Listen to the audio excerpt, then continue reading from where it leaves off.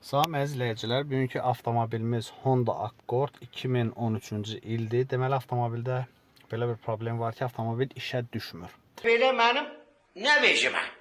Deməli, avtomobilin işə düşməməyinin bir neçə səbəbləri var. Onlardan biri dövrlər sayını sayan sensordur, dirsəkli valın sensorudur.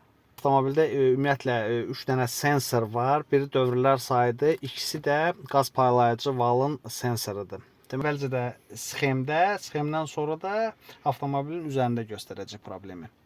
Deməli, əzizləyicilər, bu avtomobilimizin elektrik sxemidir, mühərrikə aid olan.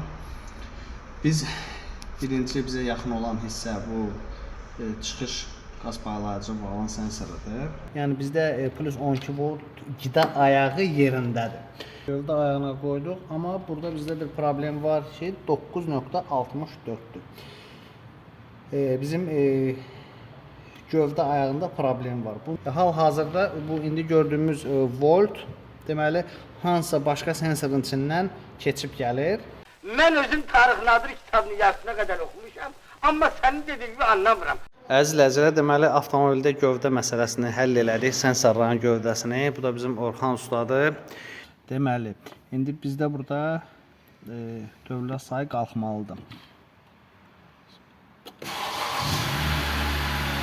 Qalxdı.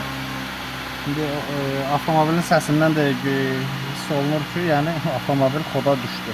Yəni bizdə avtomobildə problem gövdə xəttinin qırılması idi.